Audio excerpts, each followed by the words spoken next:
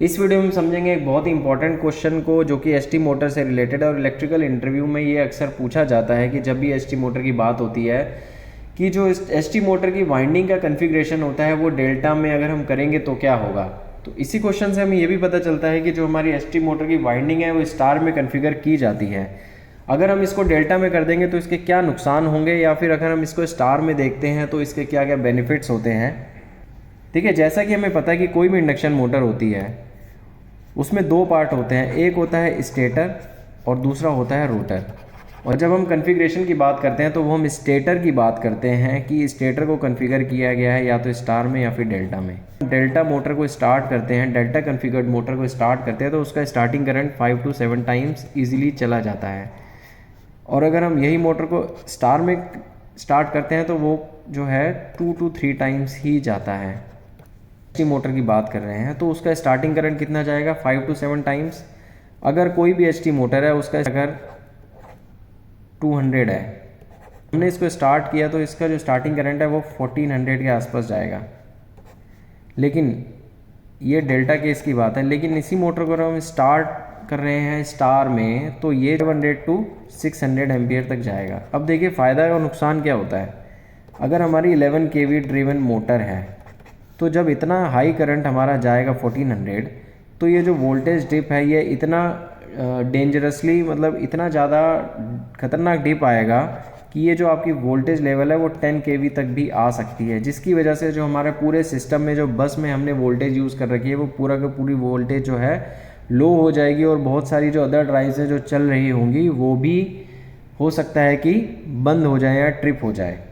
एक तो important reason यही है कि अगर एसटी मोटर को हम डेल्टा में चलाते हैं तो उसका स्टार्टिंग करंट बहुत ज़्यादा होता है, जिसकी वजह से हमारी वोल्टेज डिप आएगी और हमारा सिस्टम भी पूरा डिस्टर्ब हो जाएगा। लेकिन वहीं अगर हम स्टार में चलाते हैं तो ईज़िली हमारी मोटर स्टार्ट हो जाती है। इसका एक बहुत ही अच्छा एग्जाम्पल है हमारा स्टार डेल्टा स्टार्टर जो हम यूज़ करते हैं।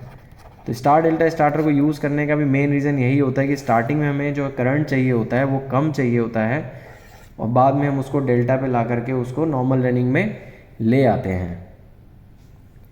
डेल्टा में स्टार्ट करने का जो एलटी मोटर का रीज़न होता है कि हमें हाई टॉर्क ईजिली मिलता है और वहाँ पर उस केस में हम इतना ज़्यादा नहीं देखते क्योंकि 440 वोल्ट ही ड्रिवन वोल्टेज होता है तो वो ज़्यादा डिप नहीं करता, इसलिए हम एलटी मोटर में ईजिली डेल्टा में स्टार्ट कर सकते हैं। अब एक क्वेश्चन और आ सकता है माइंड में कि ये जो स्टार के केस में करंट क्यों कम होता है, इसको हम आगे समझेंगे। उससे पहले हम सेकंड रीज़न को समझ लेते हैं। देखिए कोई भी मोटर अगर हम डिज़ाइन करते हैं पहले कॉस्ट दिमाग में आती है, और कॉस्ट कैसे कम होती है, इसका जो वाइंडिंग है उसका इंसुलेशन का बहुत ज़्यादा कॉस्ट होता है। अब जो इसका ड्रिवन वोल्टेज है हमारी हाई वोल्टेज होती है, मतलब 11 kV 6.6 kV। अब हाई वोल्टेज से अगर हमने किसी मोटर को चलाना है तो उसका इंसुलेशन जो है वो भी टॉप लेवल का होना चाहिए। अगर हम एसटी मोटर की बात करते हैं तो जो इसकी कॉस्ट होती है वो lakhs to करोड़ तक जाती है। जैसा कि हमें पता है कि जो स्टार में वोल्टेज का रिलेशन होता है वो होता है phase voltage equals to root line voltage divided by √3, और यहाँ से जो वोल्टेज आता है वो आता है 230 वोल्ट के आसपास, जो कि हमारा एलटी के अगर हम 440 वोल्ट की बात करते हैं। सिमिलरली अगर हम 11 kV की बात करेंगे तो यहाँ से वोल्टेज लेवल 6.3 kV आ जाएगा, जो कि हमारा ऑलमोस्ट 40% के आसपास कम हो गया। और अगर 6.6 kV को अगर हम डिवाइड करते हैं √3 से तो यहाँ पे 3.8 kV आ जाएगा। तो सोचिए अगर हमें 11 kV के लिए कॉन्फ़िगर करना होगा तो कितनी ज़्यादा इंसुलेशन कॉस्ट और बढ़ानी पड़ेगी। तो कॉस्ट जो है इंसुलेशन कॉस्ट होती है वो कम होती है क्योंकि हमारे स्टार में वोल्टेज जो है कम हो जाता है। अब आते हैं उस क्वेश्चन पे कि स्टार में जो है हमारा करंट कम क्यों हो जाता है। देखिए ये एक स्टार कॉन्फ़िगरेशन है, यहाँ पे हमारा जो दोनों के बीच में दिया जाता है 440 वोल्ट दिया जाता है। हम अब डेल्टा की बात करते हैं तो एक वाइंडिंग के बीच में 440 वोल्ट देते हैं। देखिए यहाँ पर एक वाइंडिंग है जिसके बीच में हम 440 वोल्ट दे रहे हैं, इन दोनों के बीच में भी 440 वोल्ट दे रहे हैं, इन दोनों के बीच में 440 वोल्ट दे रहे हैं। लेकिन स्टार के केस में क्या होता है, हम दो वाइंडिंग के बीच में 440 वोल्ट देते हैं, तो मतलब जो हमारा एक फेज़ होता है उसमें हमारा 230 वोल्ट के आसपास जाता है। अब जैसा कि अगर हम एक सिंपल एग्जांपल से समझ लेते हैं, कोई एक सर्किट है जिसमें 100 वोल्ट हमने दिया हुआ है और यहाँ पे रेजिस्टेंस लगा है 50 ओम।